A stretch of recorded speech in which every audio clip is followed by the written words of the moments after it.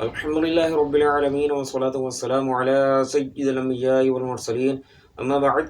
أعوذ بالله من الشیطان الرجیم بسم اللہ الرحمن الرحیم۔ حضرت ابراہیم علیہ السلام کے بیٹے تھے حضرت اسحاق علیہ السلام، اور ان کے بیٹے حضرت یعقوب علیہ السلام تھے جنہیں اسرائیل کہا جاتا ہے۔ ان کے 12 بیٹے تھے جنہیں بنی اسرائیل کہتے ہیں، یعنی اسرائیل کی اولاد۔ انہی 12 سے بنی اسرائیلیوں کی آبادی شروع ہوئی جو 12 قبیلوں پر مشتمل تھی۔ حضرت اسحاق علیہ السلام کو حضرت ابراہیم علیہ السلام نے کنعان جو موجودہ فلسطین میں ہے آباد کیا۔ اس کے بعد حضرت یعقوب علیہ السلام کے دور مبارک میں ایک قحط آیا، جس کے بعد آپ اپنے تمام بیٹوں کے ساتھ مصر تشریف لے گئے۔ جیسا کہ حضرت یوسف علیہ السلام کا واقعہ سورہ یوسف میں مذکور ہے، کہ جس میں یہ تفصیل کے ساتھ بیان کیا گیا ہے کہ جب آپ مصر کے گورنر بنے اور آپ کے پاس خزانوں کی کنجیاں آئیں، چابیاں آئیں، تو کنعان سے آپ کے بھائی، وہ بھائی کہ جنہوں نے آپ کو کنویں میں پھینک دیا تھا غلہ لینے کے لیے، اناج لینے کے لیے، خوراک لینے کے لیے، آپ کے پاس مصر آئے۔ اس کے بعد حضرت یعقوب علیہ السلام اپنے تمام بیٹوں کے ساتھ مصر تشریف لے گئے اور وہیں پر شفٹ ہو گئے۔ اس کے بعد بنی اسرائیل کی آبادی بڑھتی چلی گئی، لیکن فرعونیوں کو یہ خوف لاحق ہونے لگا ایک دشمن کے ساتھ مل کر ان پر غلبہ حاصل نہ کرنے اور ان کی سلطنت، ان کی بادشاہت ختم نہ ہو جائے، تو انہوں نے بنی اسرائیلیوں پر ظلم و ستم شروع کر دیا۔ حضرت موسیٰ علیہ السلام کے دور میں بنی اسرائیلیوں کو فرعونیوں سے نجات ملی کہ فرعونی دریا نیل میں غرق ہو گئے، اور حضرت موسیٰ علیہ السلام بنی اسرائیلیوں کو لے کر کنعان کی طرف روانہ ہو گئے۔ لیکن ان کو حکم ہوا کہ کنعان ارض مقدس جو ان کے آباء و اجداد کی زمین ہے اس میں داخل ہونے سے پہلے قوم مالقہ سے جنگ کریں۔ انہوں نے قوم مالقہ سے جنگ کرنے سے انکار کر دیا، اللہ تعالیٰ کا حکم نہیں مانا، تو اللہ تبارک و تعالیٰ نے ان کو مقام تیہ میں قید کر دیا۔ وہ اس مقام پر، اس میدان میں صبح سے شام تک بھٹکتے رہتے، لیکن اس سے نکل نہیں سکتے تھے، اس سے باہر جانے کا وہ راستہ نہیں پاتے تھے۔ 40 سال اسی طرح رہے، لیکن حضرت موسیٰ علیہ السلام کی برکت سے اللہ تبارک و تعالیٰ نے ان پر من و سلوہ اتارا، اور حضرت موسیٰ علیہ السلام نے پتھر پر عصا مارا تو اس سے 12 چشمے جاری ہو گئے، جو ہر قبیلے کے لیے الگ الگ مختص ہو گیا، اور دن کے وقت ایک بادل ان کو سایہ فراہم کیا کرتا تھا، اور اس طرح ان کو بغیر محنت مزدوری کے خوراک کا ان کے لیے اہتمام ہو گیا تھا۔ یہ اللہ تبارک و تعالیٰ کا ان پر انعام و اکرام تھا۔ حضرت موسیٰ علیہ السلام کی وصال فرمانے کے بعد حضرت یوشع علیہ السلام نبی ہوئے، اور آپ کی سربراہی میں، آپ کی قیادت میں یہ ارض مقدس میں داخل ہوئے۔ اس کے بعد بنی اسرائیل وہاں جا کر آباد ہو گئے، اور اللہ تبارک و تعالیٰ نے اس قوم میں پہ در پہ انبیاء کرام علیہ السلام کو بھیجا، جو ان کو راہ راست کی تلقین کرتے رہتے تھے، یہاں تک کہ حضرت داؤد علیہ السلام نبی ہوئے، اور آپ کے دور میں بنی اسرائیلیوں کی ایک باقاعدہ سلطنت بن گئی، ایک اسٹیٹ بن گئی، اور آپ کو اللہ تبارک و تعالیٰ نے نبوت کے ساتھ بادشاہت بھی عطا فرمائی۔ آپ نے اپنے دور میں ایک مسجد کی، ایک عبادت گاہ کی بنیاد رکھی، جو بیت المقدس بھی ہے، جس کو مسجد اقصیٰ بھی کہا جاتا ہے۔ آپ نے اس مسجد کی، اس عبادت گاہ کی بنیاد رکھی، اور یہ عبادت گاہ جبل موریہ کے ساتھ ہے، جس کو یہودیوں میں بہت زیادہ مقدس سمجھا جاتا ہے، کیونکہ یہودی کہتے ہیں کہ حضرت ابراہیم علیہ السلام نے حضرت اسحاق علیہ السلام کی قربانی اس پہاڑ پر کی تھی، جبکہ مسلمانوں کے نزدیک حضرت ابراہیم علیہ السلام نے حضرت اسماعیل علیہ السلام کی قربانی پیش کی تھی، وہ بھی عرب میں۔ حضرت داؤد علیہ السلام نے اس مسجد کی بنیاد رکھی، لیکن اس کو پائے تکمیل پر پہنچانے سے پہلے ان کا وصال ہو گیا، وہ اس دنیا سے رخصت ہو گئے، اور ان کے بعد ان کے بیٹے حضرت سلیمان علیہ السلام نے اس کو پائے تکمیل پر پہنچایا، اور ساتھ ساتھ آپ کی سلطنت کو بھی مزید مستحکم کیا۔ آپ کی سلطنت مصر سے لے کے شام تک اور اردن سے لے کے بحر روم تک پھیلی ہوئی تھی، جس کو آج اسٹیٹ آف ڈیوڈ کا نام یہودی دیتے ہیں۔ اللہ تعالیٰ نے اس قوم پر بہت سارے انعام و اکرام فرمائے کہ انہیں انبیاء کرام علیہ السلام کی نسل سے پیدا فرمایا، ان میں کئی انبیاء کرام علیہ السلام کو بھی بھیجا، اور من و سلوہ جو جنت سے آتا تھا ان پر اتارا، اور پتھر سے چشمے جاری کیے، اور ان کو ظالم حکمران فرعونیوں سے ان کو نجات بخشی۔ اس کے باوجود بھی یہ نافرمانیوں میں لگے رہتے، اللہ تعالیٰ کی نافرمانی کرتے رہتے، تو اللہ تبارک و تعالیٰ نے ان پر مختلف ادوار میں مختلف عذابات نازل فرمائے۔ 586 قبل مسیح میں بابل کے بادشاہ بخت نصر نے ان پر حملہ کیا، اور بنی اسرائیلیوں کو اپنے ساتھ غلام بنا کر لے گیا، اور جو عمارت جس کو یہودی ہیکل سلیمانی کہتے ہیں، وہ عبادت گاہ جو حضرت داؤد علیہ السلام اور حضرت سلیمان علیہ السلام نے بنائی تھی، اس کو منہدم کر دیا۔ پھر تقریباً کوئی 50 سال بعد فارس کے بادشاہ نے ان پر بابل پر حملہ کیا اور یہودیوں کو وہاں سے رہائی نصیب ہوئی۔ یہ واپس اپنے ملک میں آ کر آباد ہو گئے اور وہاں پر دوبارہ ہیکل سلیمانی کی تعمیر کی۔ لیکن 70 عیسوی میں رومیوں نے ان پر حملہ کیا اور ان کو جلا وطن کر دیا، اس ملک سے نکال دیا اور ہیکل سلیمانی کو ایک بار پھر منہدم کر دیا گیا۔ اس جلا وطنی کو یہودی ڈائسپورا کہتے ہیں، اور اس جلا وطنی کے نتیجے میں بنی اسرائیلی دنیا کے مختلف علاقوں میں جا کر آباد ہو گئے، یہاں تک کہ 12 میں سے 10 قبائل بالکل گمنام ہو گئے کہ جن کا آج تک نہیں معلوم ہوتا کہ وہ کہاں جا کے آباد ہوئے، ان کی کون سی نسل اب باقی ہے، کہاں رہتی ہے، کچھ نہیں معلوم۔ صرف 2 قبیلے یہودا اور لاوی اس وقت موجود ہیں۔ یہودیوں کے نزدیک ارض مقدسہ کا حصول ان کا اپنا ذاتی حق ہے، ان کا اپنا حق ہے، ان کے آباء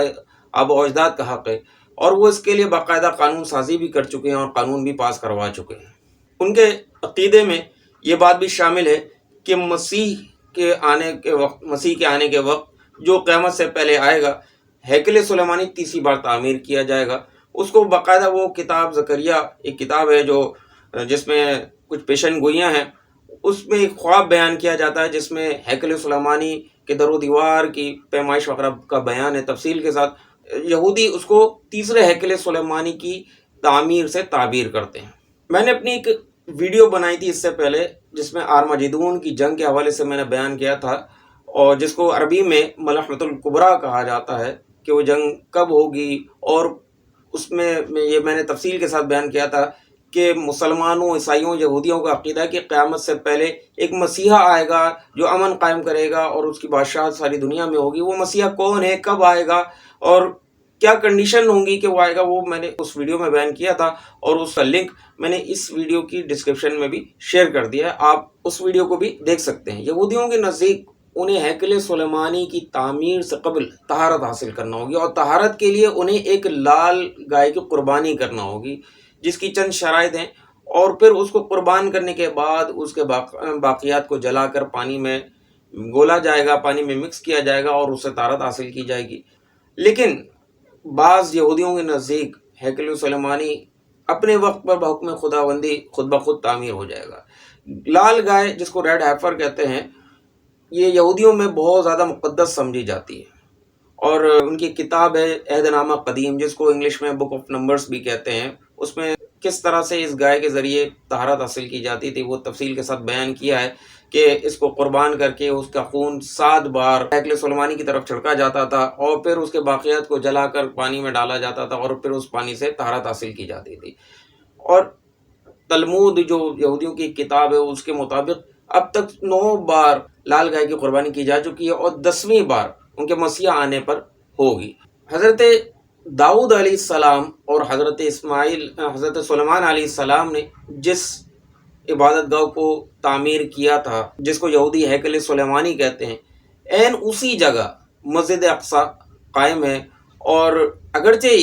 یہ اس حیت پہ نہیں ہے، اس کا وہ انفراسٹرکچر نہیں ہے کہ جو حضرت داؤد اور حضرت سلیمان علیہ نبینا علیہ السلام کے دور میں تھا، لیکن اس کے کچھ باقیات آج بھی ملتے ہیں، جیسا کہ دیوار گریا جسے ویلنگ وال بھی کہتے ہیں، جہاں یہودی جا کر عبادت کرتے ہیں، دعائیں کرتے ہیں اور اس کو بہت زیادہ مقدس مقام سمجھتے ہیں۔ یہ مسجد اقصی کا ہی حصہ ہے۔ مسجد اقصی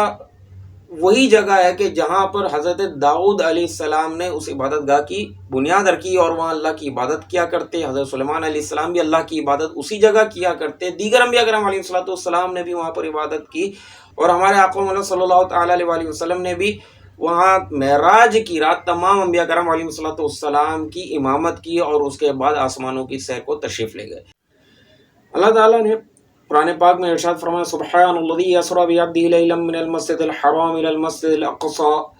پاک ہے وہ ذات کے جو اپنے بندے کو لے گیا راتوں رات مسجد حرام سے مسجد اقصی تک،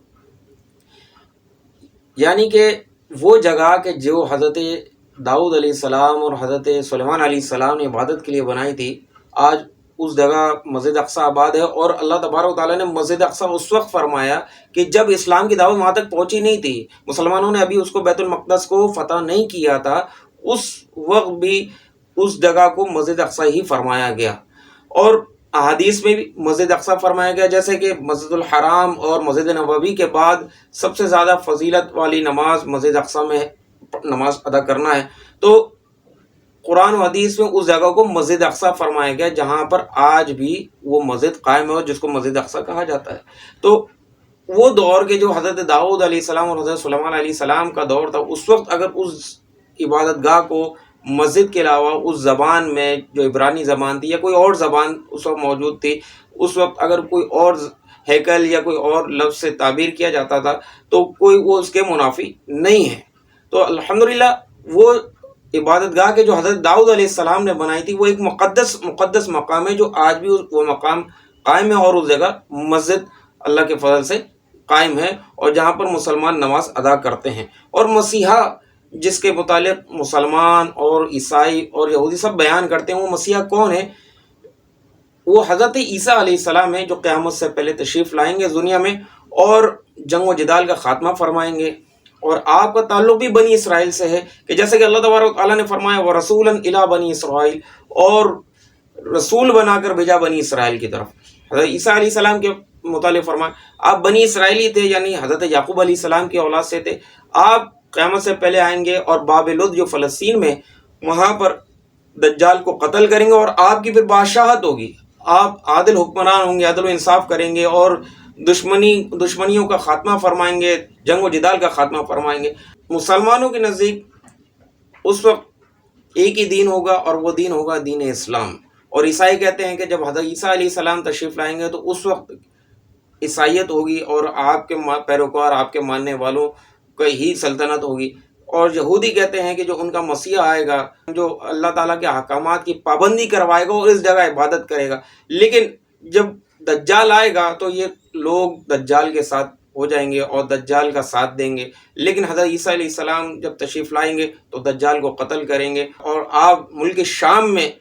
حضرت امام مہدی کے پیچھے نماز بھی ادا فرمائیں گے۔ امید ہے ہماری ویڈیو آپ کو پسند آئی ہوگی، تو لائک اور کمنٹ ضرور کیجیے۔ صلو علی الحبیب صلی اللہ تعالی علی محمد۔